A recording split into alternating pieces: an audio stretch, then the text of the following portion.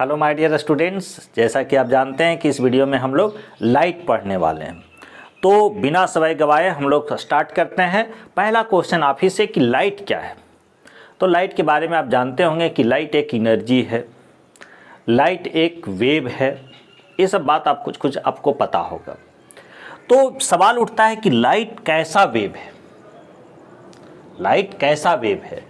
Wave mechanical wave है, electromagnetic wave है। अगर इलेक्ट्रोमैग्नेटिक वेव है तो उसमें कैसा वेव है? क्योंकि वेव दो तरह के होते हैं, लॉन्गिट्यूडनल, ट्रांसवर्स। लाइट का फ्रीक्वेंसी क्या होना चाहिए, क्या वेवलेंथ होना चाहिए, तो ये सब का चर्चा हम लोग करने वाले हैं। तो सवाल उठता है कि लाइट क्या है। पहले लाइट को हम लोग डिफाइन करते हैं। तो आप लिखिए, हम पहले डिफिनीशन लिखाते हैं। तो लाइट के बारे में क्या कहा गया है? Light is an electromagnetic wave. Light is an electromagnetic wave. अब क्या है?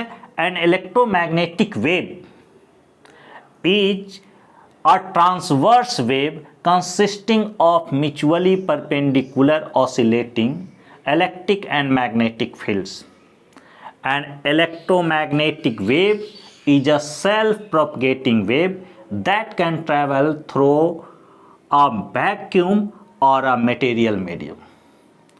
तो पूरा डिफिनीशन को पहले आप लिख लीजिए कि लाइट क्या है, लाइट कैसा वेव है, और इलेक्ट्रोमैग्नेटिक वेव का कुछ प्रॉपर्टीज भी हमने लिख दिया है कि इलेक्ट्रोमैग्नेटिक वेव जो होता है वह मटेरियल मीडियम से भी प्रोपगेट कर सकता है और किस प्रकार के मीडियम से? वैक्यूम से भी।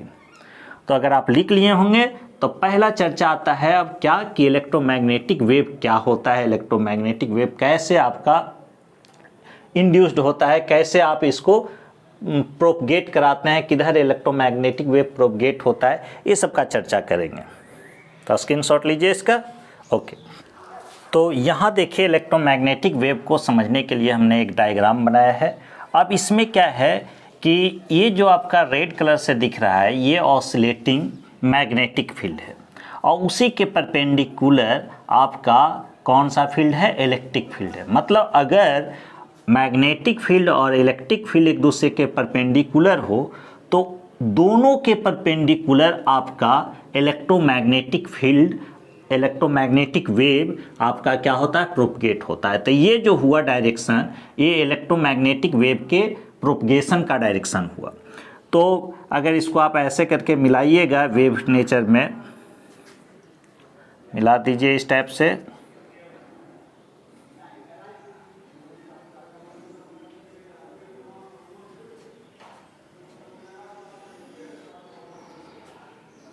तो यूं हो जाता है।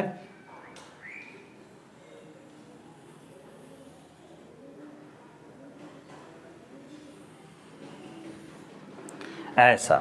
तो ये जो आपका रेड कलर का था ये किसका डायरेक्शन है?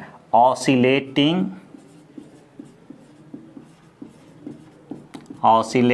Magnetic field. Magnetic field, magnetic field लिख रहे हैं, वेव नहीं। और ये जो है ये ऑसिलेशन किसका हो रहा है? तो ये जो है ऑसिलेटिंग मैग्नेटिक इलेक्ट्रिक फील्ड हो गया। ऑसिलेटिंग इलेक्ट्रिक फील्ड, दोनों एक दूसरे के परपेंडिकुलर होगा। और इलेक्ट्रोमैग्नेटिक वेव जो होगा दोनों फील्ड के परपेंडिकुलर होगा। मतलब ये दोनों पर परपेंडिकुलर होगा। ये ऑसिलेटिंग मैग्नेटिक फील्ड और ऑसिलेटिंग इलेक्ट्रिक फील्ड एक दूसरे पर परपेंडिकुलर होगा, और जो इलेक्ट्रोमैग्नेटिक वेव होगा वह दोनों पर परपेंडिकुलर होगा। मतलब तीनों एक दूसरे पर परपेंडिकुलर होते हैं, म्यूचुअली परपेंडिकुलर होते हैं। तो ये हो जाएगा डायरेक्शन ऑफ इलेक्ट्रोमैग्नेटिक वेव।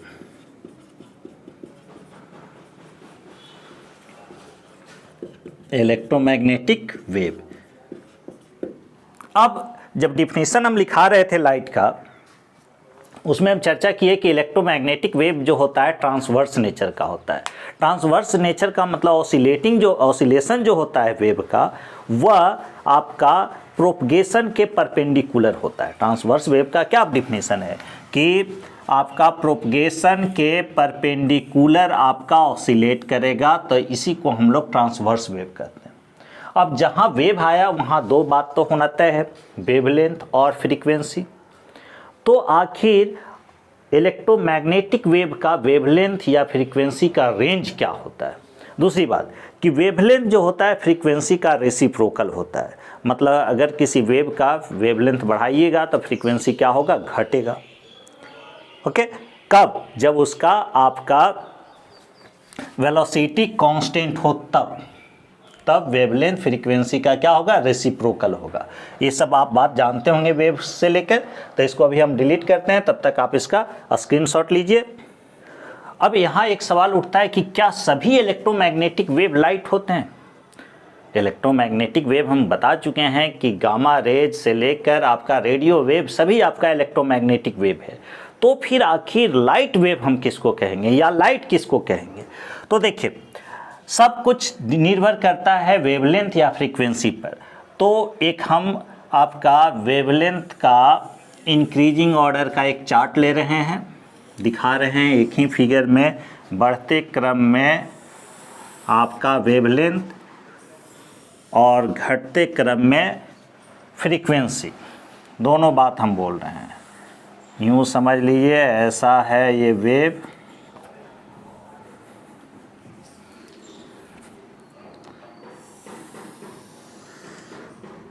ऐसा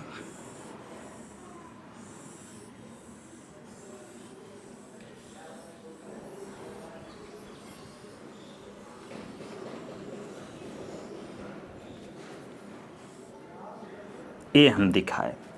यहाँ पर आपको दिख रहा होगा कि वेवलेंथ कम है। वेवलेंथ का मतलब क्या होता है, दो लगातार क्रिस्ट और दो लगातार टाउ के बीच के दूरी को वेवलेंथ कहते हैं। तो लेफ्ट टू राइट जा रहे हैं तो वेवलेंथ बढ़ते जा रहा है, तो इधर से इधर जाने पर क्या हो रहा है, वेवलेंथ बढ़ रहा है,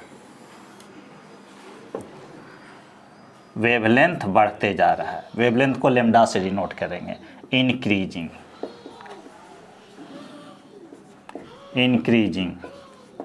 और इधर से जब इधर आइएगा तो आपका फ्रीक्वेंसी बढ़ रहा है, तो फ्रीक्वेंसी को हम लोग n से डिनोट करेंगे।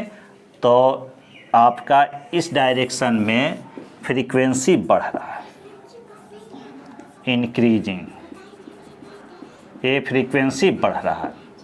अब दो बात कि इलेक्ट्रोमैग्नेटिक वेव सभी रेंज का होगा, मतलब कि उसका वेवलेंथ जो होता है इलेक्ट्रोमैग्नेटिक वेव का 10⁻⁻16 मीटर वेवलेंथ से लेकर 0.1 मीटर तक वेवलेंथ होता है। तो बता रहे थे कि वेवलेंथ जो होता है 10⁻⁻16 मीटर से लेकर 0.1 मीटर तक का होता है, किसका, इलेक्ट्रोमैग्नेटिक वेव का।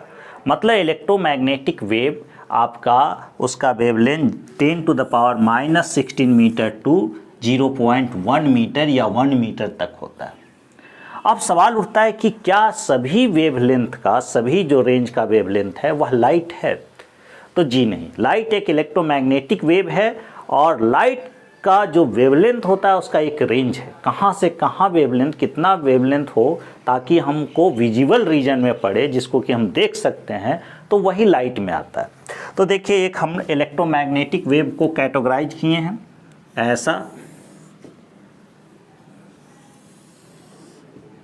यूँ समझ लीजिए, यह यहाँ पर गामा रेज जिसकी वेवलेंथ सबसे कम होगी, गामा रेज, उसके बाद हो गया एक्स रेज, इससे थोड़ा ज़्यादा वेवलेंथ आपका क्या होगा, अल्ट्रा वायलेट रे का, अल्ट्रा वायलेट रे, जिसको कि आने से, पृथ्वी तक आने से ओजोन परत रोकता है, पता है आपको।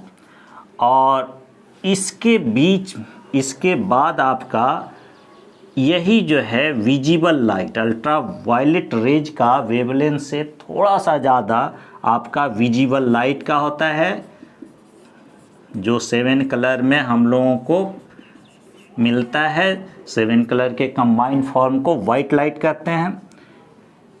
विजिबल लाइट से ऊपर आपका इंफ्रारेड होता है और इसके बाद आपका रेडियो वेव होता है। अब ये विजिबल लाइट जो है वह भी अलग अलग वेवलेंथ का होता है।